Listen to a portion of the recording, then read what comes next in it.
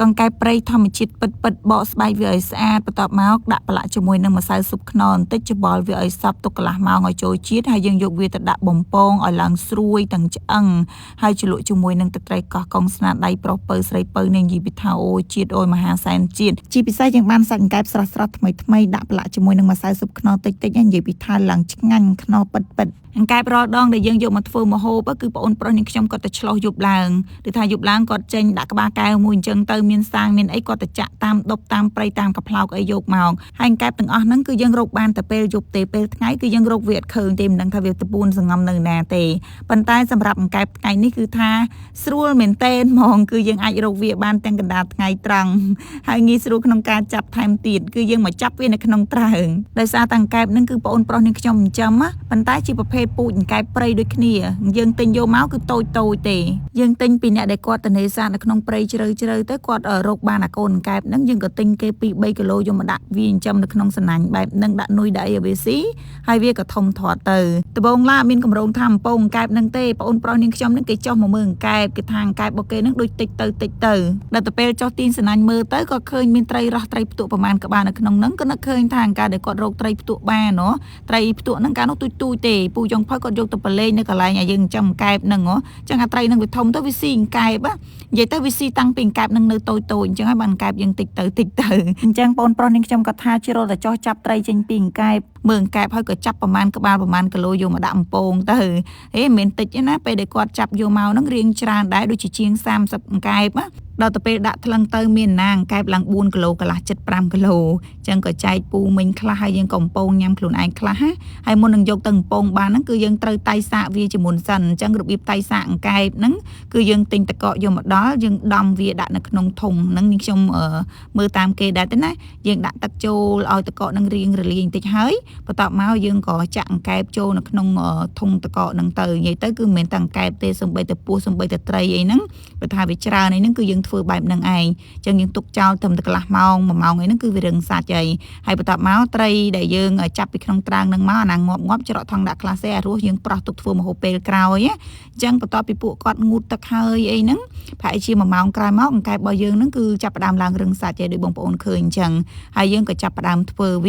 ាបើសិនជាអ្នកដែលគាត់ចេះញ៉ាំទាំងស្បែកគឺយើងអត់បកស្បែកវាចេញទេយើងដាំទឹកក្ដៅហើយយើងជ្រលក់វាមកភ្លុកទៅយើងកោសអង្អិលលើវាចេញណាហើយគេដាក់អំពងវាទាំងស្បែកហើយអ្នកនៅផ្ទះនាងខ្ញុំអ្នកដែលគាត់អាចញ៉ាំអង្កែបទាំងស្បែកបានហ្នឹងគឺប្រុសមានប្អូននាងខ្ញុំប៉ាយហ្នឹងគាត់ថា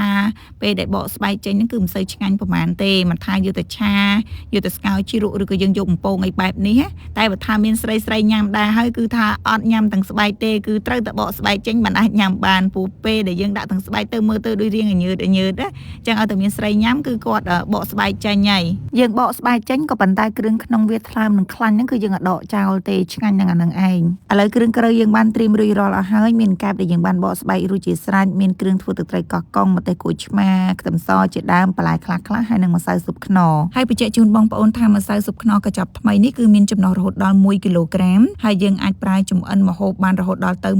199ចាននិយាយទៅគឺថាកាន់តែចំណេញហ្មងប្រើប្រឡាក់សាច់គ្រប់ប្រភេទឬក៏ឆាគ្រប់ប្រភេទជួយបង្កើនឱជារសមុខម្ហូបរបស់យើងឲ្យកាន់តែមានរសជាតិឈ្ងុយឆ្ងាញ់ដូចអង្កែបបំពងនេះបើសិនជាយើងយកវាទៅបំពងអត់ប្រឡាក់គ្រឿងគឺវាអត់សូវឆ្ងាញ់ប្រហែលទេវាអត់សូវមានជាតិចឹងណាអញ្ចឹងយើងចាក់វាចូលនៅក្នុងកធុនបន្ទាប់មកយើងប្រើម្សៅស៊ុបខ្នុរយើងមិនបាច់ប្រើស្ករប្រើអីបន្ថែមទេយើងដាក់ត្រឹមតែម្សៅស៊ុបខ្នុរនឹងបន្តិចទៅរោយវាពីលើហើយបន្ទាប់មកយើងក៏ច្បល់ប្រឡាក់វាឲ្យសព្វប៉ាប់វាទុកប្រហែលជាកន្លះម៉ោងយើងអាចយកវាទៅបំពងបានហើយដល់ទៅពេល2អ្នកខាងនោះគឺគេអ្នកខាងធ្វើទឹកត្រីកោះកុងក៏ពៅគេអ្នកខាងលាងបន្លែចិត្តក្រូចឆ្មាអញ្ចឹងទៅដល់ពេលបងប្រុសនាងខ្ញុំហ្នឹងគឺគេអ្នកជំនាញខាងបុកទឹកត្រីកោះកុងពេលដែលធ្វើហ្នឹងគឺរៀងថ្ងៃដែរហើយអញ្ចឹងហើយបានហៅគ្នាមកជួយធ្វើបើមិនអញ្ចឹงទេមិនងាយបានញ៉ាំទេ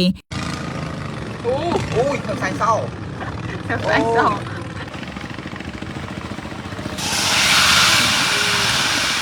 ឲ្យទៅពេលដែលធ្វើម្ហូបតាក់ទងនឹងរឿងជៀនរឿងកំពងអីទាំងអស់ហ្នឹងអ្នកដែលធ្វើហ្នឹងគឺមិនដែលកិច្ចផុតទេពីរឿងខ្លាញ់អាលៀកហ្នឹងបើថាមិនបានអាលៀក2-3កន្លែងទេក៏មិនអស់ចិត្តដែរពូចុងភៅក៏អ្នកខាងកំពងកែបហើយបងអូននាងខ្ញុំគេចាប់ផ្ដើមបុកទឹកត្រីកោះកុងអីដំបូងហ្នឹងគឺគេដាក់ម្ទេសដាក់ខ្ទឹមសចូលហើយបន្ទាប់មកដាក់ម្សៅស៊ុបខ្នុរចូលបន្តិចទៅបុកវាឲ្យរាងម៉ត់បន្តិចហើយយើងក៏បន្ថែមស្ករស2ស្លាបព្រាបាយចូលទឹកត្រីកោះកុងផ្ទះបងប្អូនមិនដឹងមិនទេណាប៉ុន្តែបើថាទឹកត្រីកោះកុងនៅខាងផ្ទះនាងខ្ញុំវិញបើមិន ឃើញមកទេក្រហមឆ្អិនឆ្អៅដាក់ទៅហិលហើទេគឺថាមិនអស់ចិត្តញ៉ាំទៅគឺមិនឆ្ងាញ់ទេយើងដួសវាដាក់ចានហើយបន្ទាប់មកច្របាច់ខូចឆ្មាចូលច្បល់ឲ្យសព្វភ្លក់មើលរសជាតិតាមចំណង់ចំណូលចិត្តគឺអូខេទឹកត្រីកោះកុងក៏រួចបន្លែក៏រួចក៏ប៉ុន្តែនៅឡើយអង្កែបមិនទាន់ពងឆ្អិនអញ្ចឹងដើម្បីកុំឲ្យខាតពេលយើងក៏ញ៉ាំផ្លែឈើលេងបដាសិនទៅដើម្បីកុំឲ្យឃ្លានដោយសារតពូចុងភៅក៏ដាក់អង្កែបបំពងម្ដងរៀងច្រើនអញ្ចឹងទៅទម្រាំទៅក្រៀមហ្នឹងគឺចំណាយពេលរៀងយូរដែរហើយអង្កែបនៅពេលដែលយើងបកស្បែកដាក់បំពងវាទៅ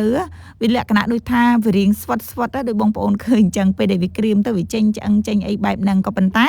ញ៉ាំទៅគឺថាស្រួយទាំងឆ្អឹងហ្មងឥឡូវនេះអង្កែបរបស់យើងបានបំពងឆ្អិនហើយគឺថាមើលទៅស្រក់ទឹកមាត់អត់បងប្អូននាងខ្ញុំចូលចិត្តញ៉ាំជាងគេហ្នឹងគឺគ្រឿងក្នុងកែបមានថ្លើមមានខ្លាញ់អីហ្នឹងយើងយកមកច្រឡុចជាមួយនឹងទឹកត្រីកោះកុងអីបែបនេះដាក់ទៅគឺថាំងចាប់មាត់ជីបហើយកែបរបស់យើងធម្មជាតិទៀតទៅអូញ៉ាំទៅគឺឆ្ងាញ់ហ្មងបងប្អូនក៏ប៉ុន្តែនាងខ្ញុំមិនហ៊ានញ៉ាំច្រើនទេដោយសារតែយើងទៅសៃខ្ចីចឹងទៅយើងបានត្រឹមតែមួយម៉ាត់មកកបន្លាំបកើទេបើពូចុងភៅនេះវិញនាងខ្ញុំថាឲ្យគាត់ថាមិនបានញ៉ាំកែបអត់ទៅពីទាំងឆ្អឹងអញ្ចឹងក៏ថាំងឆ្អឹងកែបធំពេកទៅពីមិនដាច់អត់សូវជាមានធ្មេញផងអញ្ចឹងញ៉ាំតែសាច់វាបានហើយ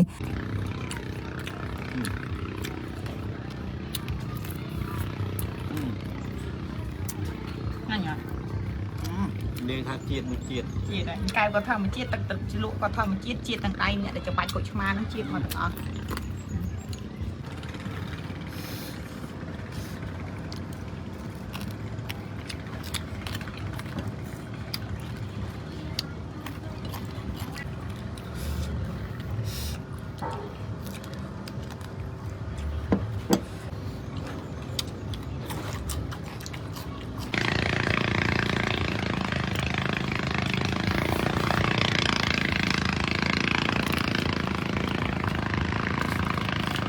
ហើយនាងខ្ញុំនៅវិញឃើញគេញ៉ាំដូចតំណងពេកមុនហ្នឹងគឺសុំគេញ៉ាំបាន2-3ម៉ាត់ដែរតែពូចង់ភៅថាឈប់ឲ្យញ៉ាំដល់ពេលត្រង់កន្លែងនេះឃើញអាថ្លើមនឹងខ្លាញ់ហ្នឹងថាសុំ1ម៉ាត់ទៀតមក